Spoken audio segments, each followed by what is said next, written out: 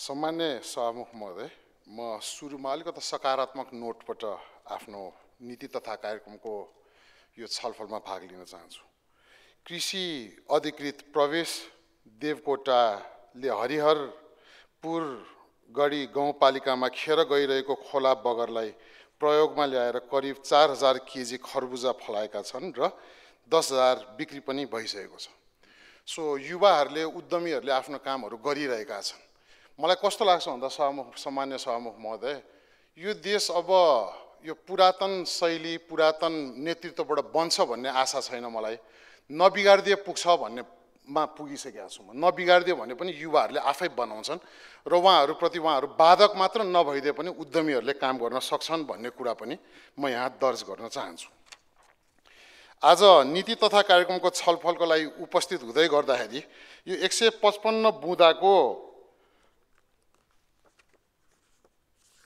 56 पेजको यो पुस्तकमा नीति के हो कार्यक्रम के हो नै छुटाउन नसक्ने खालको छ सभामुख महोदय। यो कस्तो भन्दा पहिलाकै कपी पेस्ट गरेर ल्याएको हैन, त्यसमा गुदी कुरा केही पनि छैन, यसले समाधानहरू दिने खालका कुराहरू केही पनि छैन। मैले तयारी गर्दाखेरि यसका समस्याहरू मैले के देखेको छु भन्दा यो यथास्थितिको निरन्तरता मात्रै देखेको छ। मैले अघि नै भनिहालेँ, नीति कुन हो कार्यक्रम कुन हो छुटाउनै नसक्ने खालको पुरानै धर्रामा आधारित छन्। नवीनता र परिवर्तनको यसमा अभाव छ, अहिलेको सापेक्षताको पनि अभाव छ। 2 नम्बरमा अर्थतन्त्रप्रति चिन्ता नै नभएको जस्तो देखिया छ सरकारको हैन। अहिलेको आर्थिक मन्दीलाई सम्बोधन गर्ने सरकारको कुनै पनि प्रभावकारी खालको प्रेरणादायी कदमहरू चाल्ने खालको कुराहरू केही पनि आएको छैन यसमा। 3 नम्बरमा युवा पुस्ता र भविष्यप्रतिको बेखबरपन। नीति तथा कार्यक्रमले आजको युवाको सोचलाई आवश्यकता र प्रविधिमा आधारित विश्वसँगको दिशासँग मेल खाने कुराहरू केही पनि देखाएको छैन। खालि त्यो सतही हिसाबले भनौँ न जेनजी पुस्ताको कुरा चाहिँ गरिसक्यो, तर अहिलेको सरकारले अब त अल्फा जेनेरेसन बेटा जेनेरेसनसम्म पुगिसक्यो भन्ने चाहिँ छैन। सो कपी पेस्ट मात्र गरेको छ, त्यसमा तपाईँको गहिराई डेप्थहरू केही पनि छैन। 4 नम्बरमा दूरदृष्टि र आत्मनिर्भरताको अभाव पनि देखिएको छ। कसरी स्वावलम्बी अर्थतन्त्र बनाउने भन्ने कुराहरू केही पनि छैन। पूर्वाधार आत्मनिर्भर अर्थतन्त्र र नवप्रवर्धनको खाका नै देखिएको छैन, स्पष्ट खाकाहरू केही पनि देखिएको छैन। 5 नम्बरमा कार्यान्वयनको कमजोर श्रृङ्खला। मैले अनुभव गरे के भन्दा सरकारसँग पैसा खर्च गर्न सक्ने क्षमता नै छैन। जहिले पनि तपाईँले हेर्नुभयो भने आर्थिक वर्षको अन्त्यतिर मात्र हतारमा त्यो बजेटहरू असाढको बाढी पानी आइरहेको टाइममा बाटो पिच गर्ने खालको हाम्रो संयन्त्र छ।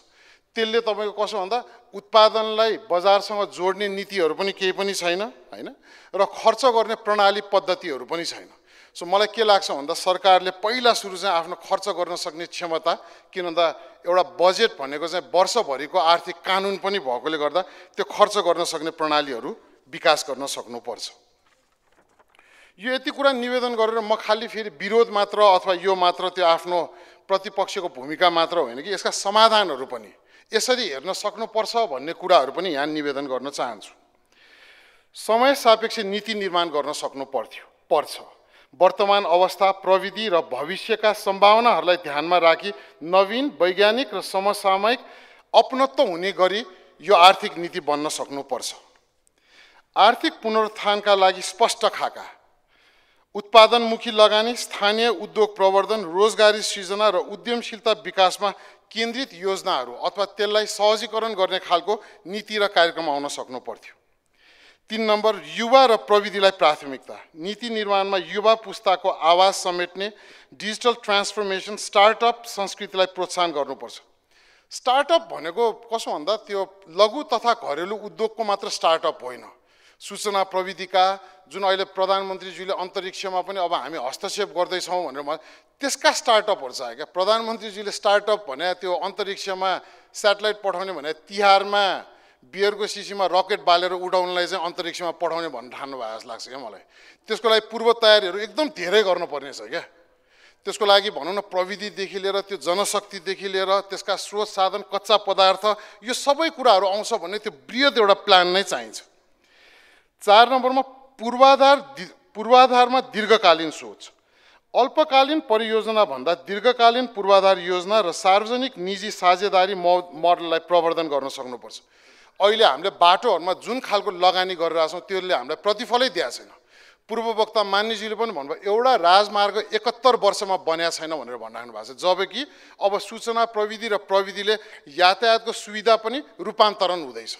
तर आज पनि हामी हेरिराख्नुस्, अब बाढी पहिरो जाने सिजन आयो, हामी यहाँ प्रतिनिधि सभा सदस्यहरूको गुनासो के हुन्छ भन्दा अब पहिरो गएर मान्छेले दुःख पाउने, हरेक वर्ष ठ्याक्क बाढी पहिरो अगाडि चाहिँ हामी त्यो कुरा गर्छौँ तर पूर्व तयारी गर्दैनौँ। हाम्रो यातायातका माध्यमहरू सडकहरू कसरी दिगो बनाउने यो कुरा हामी कहिले पनि गर्दैनौँ। लगानी गरेका पूर्वाधारहरूले कति प्रतिफल दियो त, हैन? जस्तो हामीले खेलकुदमा किन लगानी गर्न सक्यौँ तर भ्यू टावरमा हामीले गर्यौँ त। अहिले गाउँपालिकादेखि लिएर सबैमा हो पूर्वाधार एकदमै राम्रो भयो तर जनतामा सेवा चाहिँ पुग्न सकेको छैन। एउटा मिसकन्सेप्सनबाट कहाँबाट बाहिर आउन सक्नु पर्यो भन्दाखेरि पूर्वाधार मात्र विकास होइन, जनताले पाउनुपर्ने सेवा सुनिश्चित हुनु पनि विकास हो, सेवा पनि विकास हो भन्ने कुरा चाहिँ यो नीति तथा कार्यक्रमले देखाउन सकेन। 5 नम्बरमा सुदृढ कार्यान्वयन संयन्त्र, नीति र बजेट बीच समन्वय कायम गर्दै पारदर्शिता, जवाफदेहिता र परिणाममुखी कार्यान्वयन सुनिश्चित गर्न संस्थागत सुधार आवश्यक छ। यो मैले किन भनिरहेको छु भन्दाखेरि मलाई के लाग्छ भन्दा म यहाँ धेरै जनप्रतिनिधि मान्यज्यूहरूसँग कुरा गर्छु, हामी सबैको पीडा एउटै छ। आज तपाईहरुले आफ्नो फोनमा हेर्न भने तपाई हामीले भोगेको समस्या त्यही हो, जनताले हामीले त्यही गुनासो गरिरहेछ, तर हामी प्रणाली पद्धति बनाउनतिर लागेका छौँ। यो संसद एक अर्काप्रति आरोप प्रत्यारोपको श्रृङ्खला मात्र गर्ने ठाउँ हो त, तर हामीले एक अर्कालाई जनप्रतिनिधि भएर एकचोटि हेरौँ त। तपाई हामीले जनताको गुनासो समाधान गर्दाखेरि पाएका ती प्रणालीगत त्रुटिहरू समस्याको एकचोटि कुरा गरौँ त।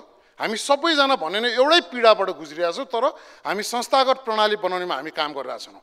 आरोप वाद त्यो वाद हैन, अब अहिले त झन् म त एमाले सरकारलाई बधाई पनि दिन चाहन्छु, किन भन्दा अब यो पालि चाहिँ उहाँहरूले काङ्ग्रेसलाई पनि अलिकति एमालेकरण गरिदिनु भएको जस्तो लाग्छ। सुखी नेपाली समृद्ध नेपाल चाहिँ अब यो संसदले क्यारी गरिसकेको छ हैन त। मैले भने यो नीति त पास गरिसकेको छ भनेपछि मलाई त चिन्ता के लाग्छ भन्दाखेरि यी दुई दल आगामी चुनावमा के एजेन्डा लिएर जनताका जान्छन्। सैद्धान्तिक व्यवहारिक हिसाबले दुई फरक कोणका दल बनेर अब नीतिमा पनि उहाँहरूको एकबद्धता भइसकेको छ हैन। अब सुखी नेपाली समृद्ध नेपाल त अहिले हालसालै आएर सुखी बिचौलिया समृद्ध माफिया भएको हो भन्ने प्रश्न पनि म राख्न चाहन्छु। धितोपत्र बोर्डको हेर्नुस् त 7% कमिसन नदिकन तपाईको आइपिओ जारी नै गर्न दिँदैन, तर दिएकोहरूको चाहिँ आइपिओ जारी हुन्छ।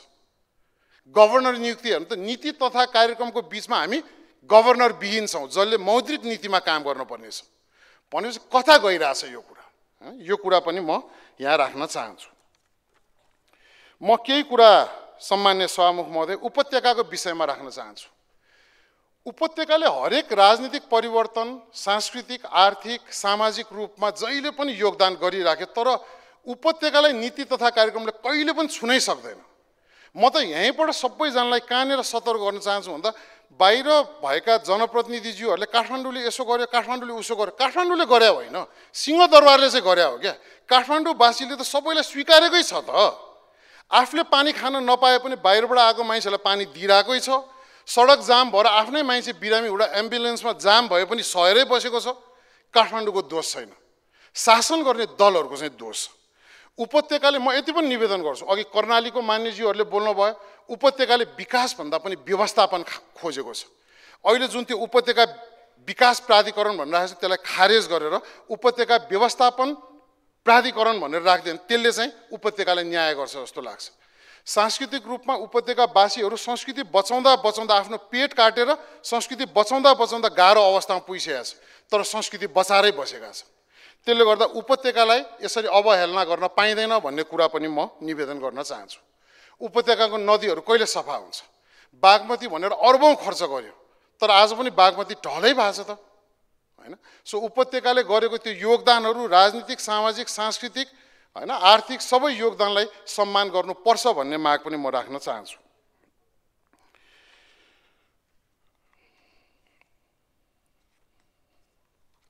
सैद्धान्तिक रूपमा मैले अहिले पनि निवेदन गरेँ, दुईटा ठुला दल सैद्धान्तिक व्यवहारिक रूपमा विपरीत ध्रुवमा भए तापनि अहिले एउटै ठाउँमा छ। हाम्रो पनि कामना छ, हाम्रो साथीहरूले पनि यो कुरा राख्नुभयो, यो सरकार ढल्नु हुँदैन भन्छु।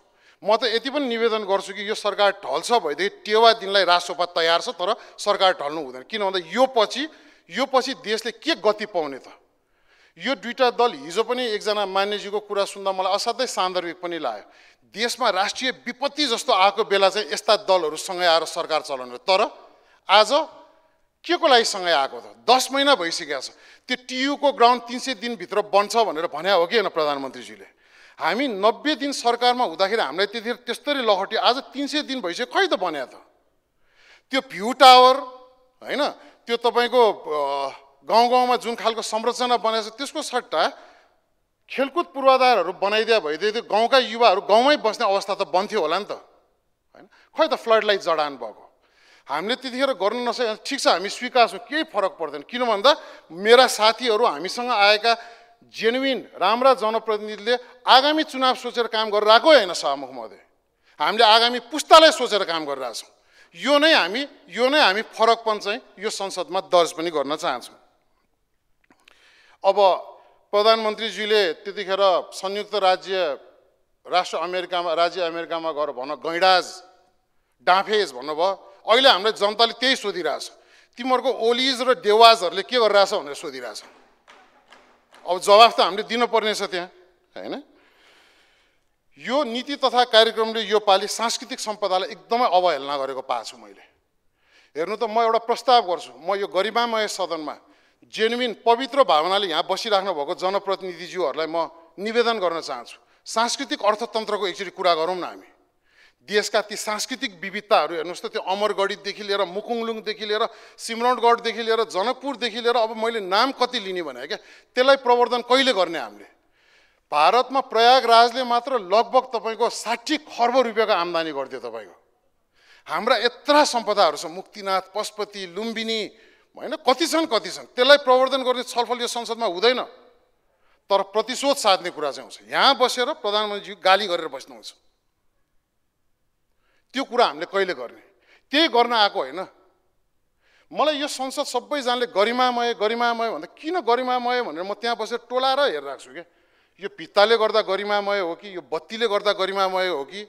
अनि मनमा मेरो कुरा के खेल्छ भन्दा, आम जनताले आशा बोकेको ठाउँ भएकोले गर्दाखेरि यो गरिमामय हो। त्यो आँसु हामीले देख्न नसकेका ती आवाजविहीनहरूको आवाज बोल्ने ठाउँ भएकोले गर्दा गरिमामय भएको रहेछ भन्ने मलाई लाग्छ यो संसद। तर आज पनि हामी यो संसद फेरि पाडामा चलेका छौँ, हाम्रो आफ्नो भवन पनि बनेको छैन। सो यो कुराहरूमा हामीले अझ ध्यान दिन पर्ने छ। सांस्कृतिक अर्थतन्त्र म यहाँ दर्ज गर्न चाहन्छु। पर्यावरणको कुरा, जलवायु परिवर्तनले गर्दा मधेसमा हेर्नुहोस् अहिले सुखायाममा पानीको समस्याहरू सुरु भइसकेको छ।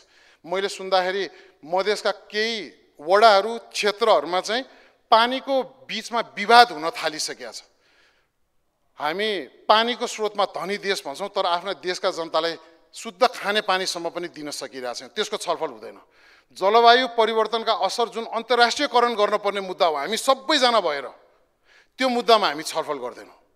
हामी यो बात त्यो बातका कुराहरू गर्छौँ। उपत्यकाको पानीको स्रोत पनि सुक्दैछ। म अहिले मेरो क्षेत्रमा पनि कुराहरू हुँदाखेरि बोरिङबाट होइन, अलिकति दिगो समाधान गरौँ। उपत्यकाको जमिन मुनिको पानी चाहिँ विज्ञहरू अनुसार 25 वर्षमा सुक्दैछ अरे। भनेपछि त्यसको समाधानहरूको बारेमा हामी छलफलै गर्दैनौँ। अब यही अवसरमा सम्मान्य सभामुख महोदय, धितो पत्र बोर्डको एउटा खबर सुनेको छु मैले। अहिले चाहिँ कसो भन्दा आइपिओ जारी गर्नलाई 7% कमिसनको कुरा। अब नीति तथा कार्यक्रम गभर्नर यो बीचमा के हो त? यो साँच्चीकै सुखी बिचौलिया खुसी माफियाई हो त यो? मैले भने हामी यहाँ आएर कराइरहेको असान्दर्भिकै भाव हो त? के गरौँला भनेर आएको थियौँ सभामुख महोदय। यो ठाउँमा आएर यत्रा विचारकहरू, यत्रा बात जानेका सांसद मान्यज्यूहरूसँग बसेर केही कुरा सिकेर देशको बारेमा केही कुराहरू गरौँ भनेर आएको थियौँ। तर यहाँ त हेर्नु न, एउटा भनाइ छ सम्मान्य सभामुख महोदय, जुन देशमा भ्रष्टाचार व्यथितिको विरुद्धमा आवाज उठाउनलाई जेल हालिन्छ, त्यो देश चाहिँ अपराधीले सञ्चालन गरेको हुन्छ भन्ने एउटा मान्यता छ सभामुख महोदय। हामी लगभग त्यही दोहनकारी राज्यमा पुग्या हो त? एउटा मेरो प्रश्न, गभर्नर खै गभर्नर? मौद्रिक नीति आउने बेला गभर्नर खै? भागबन्दा अस्ति समाचारमा सुने मन्दिर समेत भागबन्दा हुन थाल्यो अरे। कस्तो दुःखको कुरा। मन्दिर त भागबन्दा गर्नु होला तपाईँहरूले, तर आस्था गर्न सक्नुहुन्न। अन्त्यमा सम्मान्य सभामुख महोदय, यसको बारेमा एक दुईवटा राम्रा कुराहरू पनि छन्। नदी नाला बचाउनु पर्ने कुरा आएको छ नीति तथा कार्यक्रममा, तर समग्रमा यो नीति तथा कार्यक्रम सिद्धान्त र गन्तव्यहीन दस्तावेज बन्यो यो नीति तथा कार्यक्रम भनेर आफ्ना कुराहरू यहीँ अन्त्य गर्छु। नेपालको जय होस्।